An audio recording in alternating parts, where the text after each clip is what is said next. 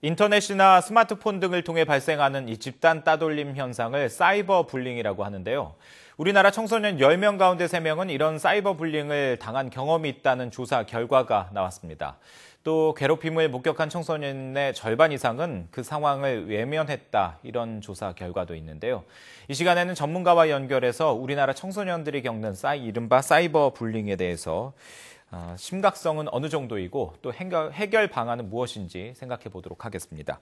한국청소년정책연구원의 이창호 연구위원 전화로 연결됐습니다.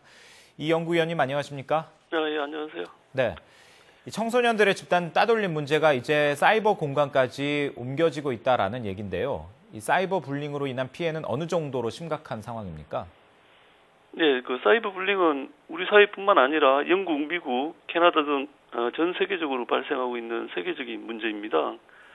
외국의 많은 연구들에 의하면 20에서 한 30% 정도의 청소년들이 사이버 불링을 경험하고 있는 것으로 알려져 있습니다. 예. 저희 연구원이 최근 청소년 4,000명을 대상으로 조사한 바에 따르면 청소년 10명 중 3명가량이 사이버 불링 피해를 당한 것으로 나타났고요. 네네. 10명 중 2명은 사이버 불링 가해 경험이 있는 것으로 조사됐습니다. 예. 문제는 새로운 매체의 등장과 더불어서 그 사이버 불링도 계속 진화하고 있다는 것입니다. 예. 최근에는 그 동영상 공유 사이트를 중심으로 해서 친구를 놀리거나 조롱하는 그러한 사진이나 영상이 지금 문제가 되고 있습니다. 네. 전체적으로 말하면 청소년 10명 가운데 절반 정도가 이 사이버 불링의 가해자거나 아니면 피해자거나 이렇게 직간접적으로 관여돼 있다, 이렇게 봐야 될 것 같은데요. 그렇다면 구체적으로 청소년들 사이에서 이 사이버 불링은 어떤 형태로 일어나고 있습니까? 네, 먼저 그 사이버 불링의 경우 청소년들이 자주 이용하는 카카오톡이나 페이스북에서 빈번히 발생하고 있습니다. 예. 가장 흔한 경우는 이제 카톡 대화방에서 집단적으로 특정인을 비난하는 경우이고요.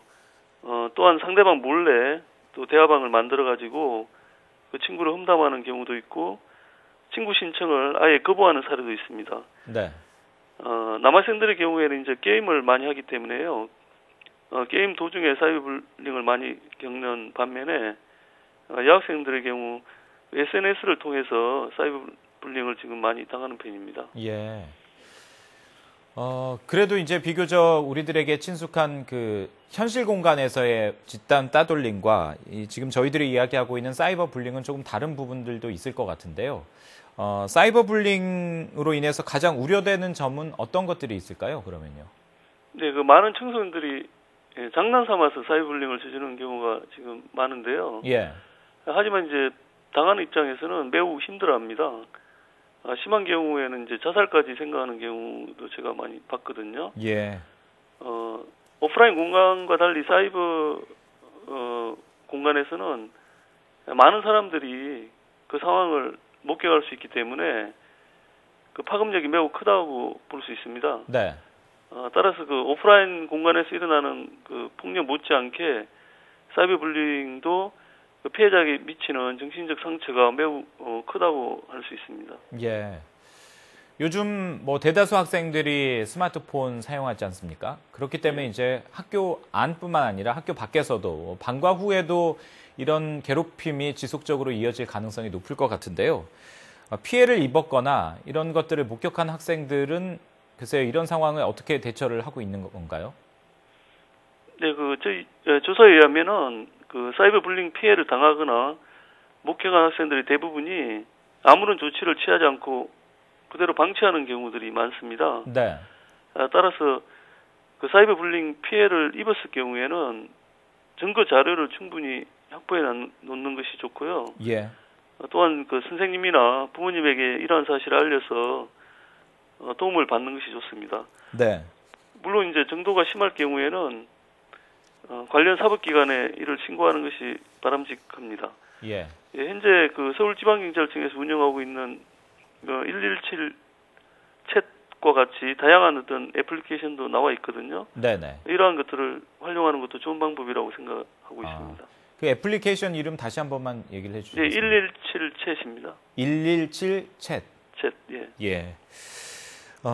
하지만 무엇보다도 이런 문제를 겪고 있는 학생들 개개인적으로 대처하는 것도 물론 필요합니다만 이제 이런 문제가 사회적 문제로 자리 잡은 만큼 근원적인 대책도 필요할 것 같고요. 미리 예방하는 것들도 중요할 것 같은데요. 어떤 방법들이 있을까요?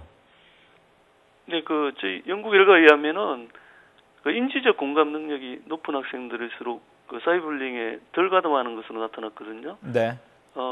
따라서 학생들의 공감 능력을 길러주는 것이 무엇보다도 필요합니다. 예. 지금 이제 학교 폭력 때문에 전반적으로 인성 교육이 강화되고 있는데요. 이런 것에 발맞춰 가지고 학생들이 타인을 좀 배려하고 타인의 입장에 서서 상황을 파악할 수 있는 그러한 능력이나 자세를 함양시키는 것이 필요하다고 봅니다. 예. 또한 지속적인 교육을 통해 가지고 사이버불링에 대한 기본적인 대처 요령 이런 것들을 주시시키는 것이 필요하다고 생각하고 있습니다. 예, 알겠습니다. 오늘 말씀 잘 들었습니다. 네, 고맙습니다. 네, 지금까지 한국청소년정책연구원의 이창호 연구위원과 함께 이야기 나눴습니다.